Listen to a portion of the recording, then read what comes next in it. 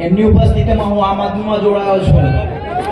એનું જોડાવાનું પાછળનું કારણ જોઈએ તો વિચારો તો ઘણા હોય છે. અમારા જેવા શિક્ષિત યુવાનો છે જે સરકારી નોકરી કરતા હોય છે, પરંતુ અમે જો પરિવર્તન લાવવાનું વિચારતા હોય તો તમે કેમ નહીં લાવવું જરૂરી છે. કારણ કે ચેતરભાઈ વસાવા છે એ સમાજ માટે લડે છે, આપણા આદિવાસીના હક અધિકારો માટે લડે છે, એટલે આપણે એને સપોર્ટ કરવો ખૂબ જ જરૂરી છે.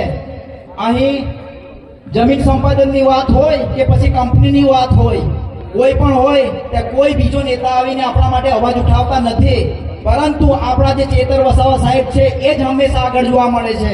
કેમ? બીજા ધારાસભ્ય નથી? એ પણ આદિવાસી જ છે ને.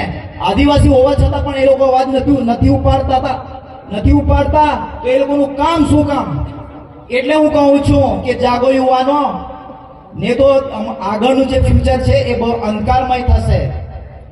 વાત કરીએ ત્યારે આપણો જે નર્મદા ડેમ બનેલો છે એમાં આપણી જ જમીનો ગઈ છે, એમાં બીજાની જમીનો નથી ગઈ. તો એ છતાં આપણે વિસ્તારમાં કેટલી ફેસિલિટી મળે છે, કેટલી સુવિધાઓ મળે છે આપ જાણો છો ને. તો આ જ પરિસ્થિતિ અત્યારે આપણા જે અહીંયા આંબાડુંગરની અંદર પ્રોજેક્ટ આવે છે એની અંદર ઘણી બધી કાર્યવાહી થઈ ગઈ છે અને નેતાઓ આવીને કહે છે કે કશું જ થવાનું નથી.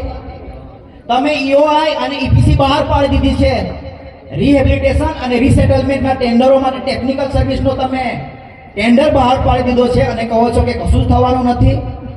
હા, જે 28 ગામડાઓ નહીં થશે પણ એનો ક્યારે વારો આવશે એ ખબર નથી, પણ તમે તદ્દન એવું કહો છો કે કશું જ થવાનું નથી, તો એ ગલત છે. અત્યારે નહીં ખબર પડે? તમે ઓનલાઈન વેબસાઇટ ચેક કરશો ને તો બી એમાં ઘણી બધી માહિતી આપી દીધી છે, અને મોટી જાહેર સભાઓ કરીને કહો છો કે કશું જ થવાનું નથી. આપણને આદિવાસી છે એટલે એ લોકો એવું સમજે છે કે આ લોકોને કશું જ ખબર નહીં પડે. એવું નથી. અત્યારે ઘણું શિક્ષણ વધી ગયું છે. શિક્ષણ નહીં આવે એના માટે ઘણી બધી શાળાઓમાં તો આજે મકાન જ નથી. એટલે હું કહું છું કે ચેતર વસાવા વારંવાર કહેતા હોય છે કે એક માંડો ઓછો ખાજા પણ પોયરાન પોતા પોયરાન પોણાવજા. એમની વાતોને આજે તમારે ખરેખર ધ્યાનમાં લેવી જોઈએ. જો તમારી પાસે શિક્ષણ હશે ને તો જ તમે કંઈક કરી શકશો, બાકી તમારું કશું જ થવા નહીં દે. તમને ખબર નહીં પડશે, આ જ રીતે તમારી સાથે વર્તન કરવામાં આવશે. તેથી હું આજે યુવાનોને આહવાન કરું છું કે જેટલા પણ હશે એટલા તમે આમ આદમીમાં જોડાવો. મને કોઈ પાર્ટીનો કે એનો નથી, પણ ચેતરભાઈ વસાવાની કામગીરી જે છે એનાથી હું પ્રભાવિત છું. કે આમ આદમી પાર્ટી કે બીજી પાર્ટી ઘણી આવશે કે જશે, પરંતુ આપણી સમાજની વિચારધારા પ્રમાણે અને આપણા આદિવાસીના હકોની લડાઈ માટે જે કંઈ લડશે એની સાથે ઊભા રહેવાની આપણી ફરજ છે. જો ચેતર વસાવા જેવા વ્યક્તિઓ વારંવાર આપણને નહીં મળે, પરિવર્તન કરવું હશે તો આપણે બધાએ જોડાવવું પડશે. કારણ કે આજે આવશે ચેતર વસાવા, જતા રહેશે, પણ આપણે જાગીએ નહીં ત્યાં સુધી કશું જ થવાનું નથી.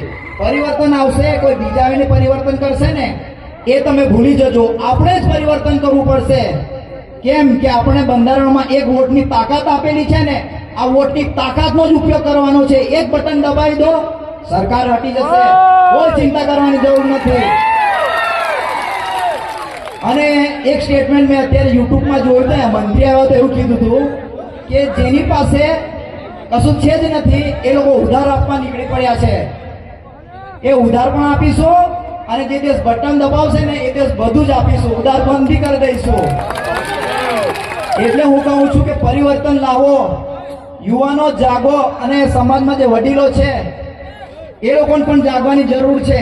જો જાગશો નહીં તો તમારા માટે કોઈ બીજો ઉદ્ધાર કરવા આવશે નહીં. આજે ચેતરભાઈ વસાવા છે એટલે આપણો અવાજ ઉઠાવે છે, અને નહીં હશે તો શું કરીશું?